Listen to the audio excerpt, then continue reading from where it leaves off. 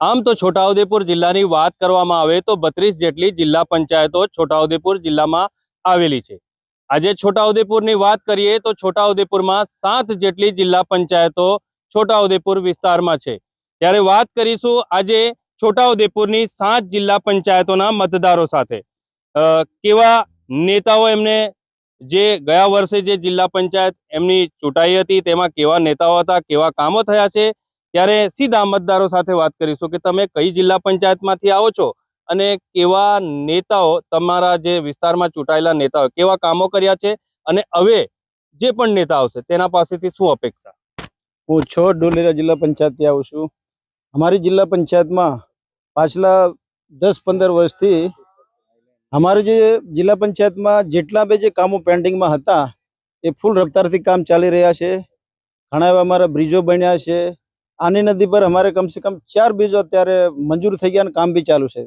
તો આ જે હમણાં જે સરકાર ચાલે છે એનાથી અમે ઘણા ખુશ છીએ અને અમારી માંગણી એ છે કે ફળિયા કે એકબીજા ગામને જે જોડતા રસ્તા છે એ ઓલરેડી દરખાસ્ત કરેલી છે, એ રોડ રસ્તા અને ભૌતિક સુવિધા થાય એ અમારી આશા છે। બિલકુલ, તમે જે પ્રકારે જણાવી રહ્યા છો કે ખૂબ સારા કામો થયા છે, હજુ એવા કયા કામો છે કે જે નથી થયા અને તમને એ કામોની અપેક્ષા છે?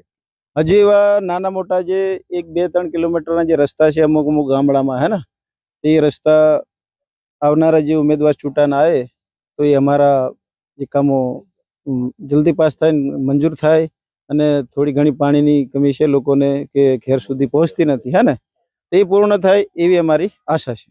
નળ સે જળ છે, નળ જે ઘરે ઘરે સુધી નળ પહોંચાડ્યા, એમાં પાણી મળે છે ખરું કે પછી મહિલાઓને ક્યાં પાણી ભરવા જવું પડે?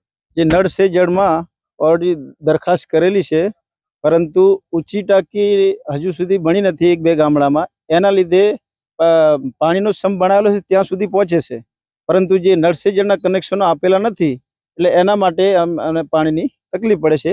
પણ એ આવનારા જે ઉમેદવાર ચૂંટાના આવે તો એ અમારા કામો પૂર્ણ થાય અને બધાને પાણીની સુવિધા મળે એવી અમારી આશા છે। બિલકુલ, જે પ્રકારે મતદાર છે તે જણાવી રહ્યા છે કે અમારા ગામમાં નળ સે જળમાં પાણી પહોંચે અને વહેલી તકે અમને પીવાનું પાણી મળે તેવી આશા વ્યક્ત કરી રહ્યા છે। ત્યારે અન્ય પણ છે, તમે કઈ જિલ્લા પંચાયતમાંથી આવો છો અને શું જે ઉમેદવાર છે તેના ઉપર આશા અને અપેક્ષા?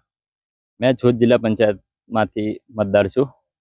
अमारा जे पण प्रतिनिधि चूंटाईने आवे ए जे कोई पण पार्टी होय, बीजेपी होय, कांग्रेस होय, आम आदमी पार्टी, पहला तो अमारी ए इच्छा है कि पार्टी प्रत्ये वफादारी बतावे अने जे हमणां जे लोको कोई पण पक्षनो उमेदवार होय पोतपोताना मुद्दा लईने आवशे, ए मुद्दा पर खरा उतरे। शिक्षण छे, आरोग्य छे, रोड रस्ता छे, पाणी थई गयो, जल जंगल जमीनना प्रश्नो थई गया, તમામ પર ખરા ઉતરે એ જ આશા રહે અમારી। બિલકુલ, જે પ્રકારે તમે જણાવી રહ્યા છો, પરંતુ અન્ય એવા કયા કામો બાકી છે તેની તમે આશા અને અપેક્ષા રાખી રહ્યા છો ઉમેદવાર જોડે? અમારી મુખ્ય તો અમે યુવાન છે અને અમારી મુખ્ય માંગ તો એ જ હોય યુવાન તરીકે છોકરાઓને શિક્ષણ સારું મળે, ઘરડા છોકરાઓ છે, પછી ઘરડાઓ છે, મહિલાઓ છે, એમને સારું આરોગ્ય મળે અને યુવાનોને રોજગાર મળે। આ જ અમારી મુખ્ય માંગ હોય છે દરેક જગ્યા પર। જે તમે ગામમાંથી આવો છો તે ગ્રામ્ય વિસ્તારની અંદર જે તમે જણાવી રહ્યા છો કે શિક્ષણની સુવિધામાં ક્યાંક અભાવ છે, આરોગ્યની સુવિધામાં અભાવ છે, તો આ બાબતે આપનું શું કહેવું? શિક્ષણનો અભાવ તો દરેક જગ્યા પર છે। આદિવાસી પટ્ટાની વાત કરું, ડાંગથી લઈને અંબાજી સુધી, આહવા ડાંગથી લઈને અંબાજી સુધી દરેક જગ્યા પર આદિવાસી પટ્ટામાં તો શિક્ષણની ભારે। તમારા ગામમાં કેવી સુવિધા છે? તમારા ગામની વાત કરીએ આપણે તો તમારા ગામમાં પાકા ઓરડા છે સ્કૂલના, જે પાકા પીએસસી સીએસસી છે, શું કહેશો? ને ડોક્ટરનો અભાવ છે, શિક્ષકોનો અભાવ છે, શું કહેશો? અમારે ત્યાં પાકા ઓરડા તો બની જ ગયા છે, પરંતુ શિક્ષકો, સ્થાનિક શિક્ષકો બી જોઈએ, પરંતુ હમણાં હાલ એવો છે કે 1 થી 4 ધોરણમાં એક જ શિક્ષક હોય। મારા ફાધર ખુદ ટીચર છે, તે ઘુંડિયામુડા ગ્રુપ શાળાના શિક્ષક છે, તે જાતે પ્રિન્સિપાલ છે, ગ્રુપ શાળાનો ચાર્જ સંભાળે છે અને જાતે જ ભણાવે છે। તો આવી બી બહુ બધા પ્રશ્નો છે, તો શિક્ષકોની અછત તો બહુ છે। હવે ડૉક્ટરની વાત કરું, ડૉક્ટર તો દરેક જગ્યા પર ખૂટતા છે। પીએસસી સીએસસી સેન્ટર પર ડૉક્ટર પૂરતા છે જ નહીં, પીએસસી સેન્ટર પર સીએસસી સેન્ટર પર તો ડૉક્ટર આપતા જ નથી। જ્યાં મુખ્ય દવાખાનું હોય ત્યાં ડૉક્ટર આપે છે, પરંતુ એ બી એક ડૉક્ટર જરૂરી નથી. અમારી માંગ એવી છે, કંપનીઓમાં 8-8 કલાકના 3 શિફ્ટ ચાલે છે, તો દરેક દવાખાને બી ડોક્ટરોની બી 3 શિફ્ટ ચાલે 8-8 કલાક, એટલે કોઈ દર્દી અટવાય ના. અમારી આ જ મુખ્ય માંગ રહેશે. બિલકુલ જે પ્રકારે મતદારો જણાવી રહ્યા છે કે શિક્ષકોનો અભાવ છે, ડોક્ટરોનો અભાવ છે, તેમાં જ્યાં પીએચસી સીએચસી સેન્ટરો બનાવવામાં આવ્યા છે ગ્રામ્ય વિસ્તારોની અંદર, ત્યાં ડોક્ટરો મૂકવામાં આવે અને શિક્ષકો પૂરતા મૂકવામાં આવે તેવી મતદારો આશા અને અપેક્ષા રાખી રહ્યા છે. અન્ય પણ મતદાર છે, તેમના સાથે વાત કરીશું કે તમે કઈ જિલ્લા પંચાયતમાંથી આવો છો અને શું આશા અને અપેક્ષા આ ઉમેદવાર જોડે?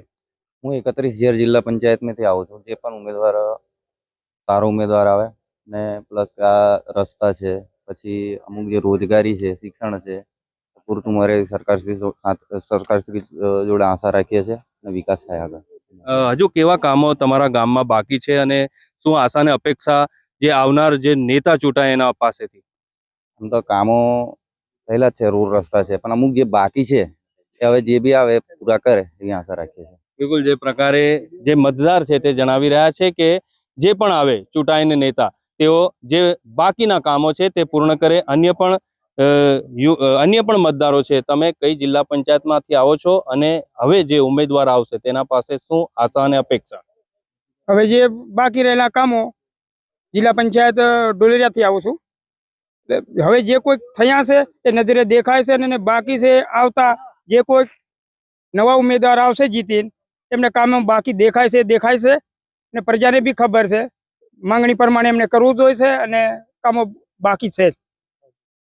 અત્યારે હજુ કેવા કેવા કામો બાકી છે? હવે આ સ્કૂલોમાં ટીચરો વધવા જોઈએ, સ્કૂલો થોડીક મોટા પાયે થવી જોઈએ.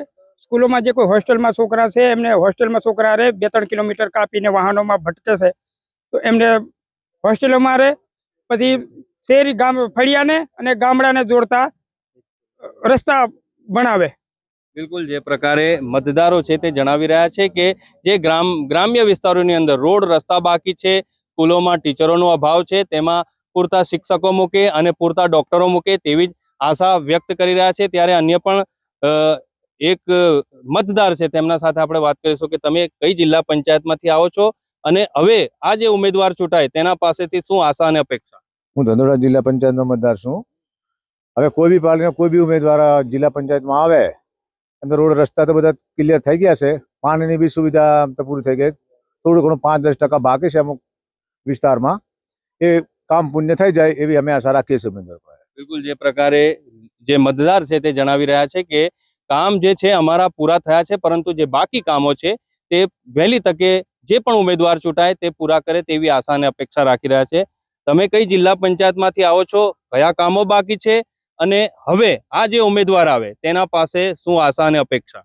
મેં ડોલેરિયા જિલ્લા પંચાયતમાંથી આવું અને ખાસ કરીને અમારા વિસ્તારમાં પાણીની સમસ્યા બહુ વધારે છે. કેમ કે જ્યારે વરસાદના દિવસ હોય ત્યારે જે બીમાર લોકો હોય છે ને ત્યારે હોસ્પિટલમાં જવા માટે ભારે તકલીફો પડતી હોય છે. કેમ કે ત્યાં બાઇકો કે કોઈ વસ્તુ જઈ નહીં પડતું, એટલે તેને ઉચકીને લઈ જવા પડતા હોય છે. અને ખાસ કરીને જે સમાજના જે જલ જંગલ જમીન જેવા ઘણા બધા પ્રશ્ન છે, જ્યારે તમામ જે નેતાઓ જે ચૂંટાઈને આવે છે તેમને આવા મુદ્દાઓ પર દરેકને ધ્યાન આપવું પડે ને આવા મુદ્દા પર દરેક એક સાથે રહેવું જોઈએ. બિલકુલ આ હતા તમામ જે છોટાઉદેપુર જિલ્લાની જે જિલ્લા પંચાયતો છે તેના મતદારો. તમામ મતદારો સાથે આપણે વાત કરી અને તેમનો મિજાજ જાણવાનો પ્રયત્ન કર્યો. રફીક મકરાણી, નિર્ભય ન્યૂઝ, છોટાઉદેપુર.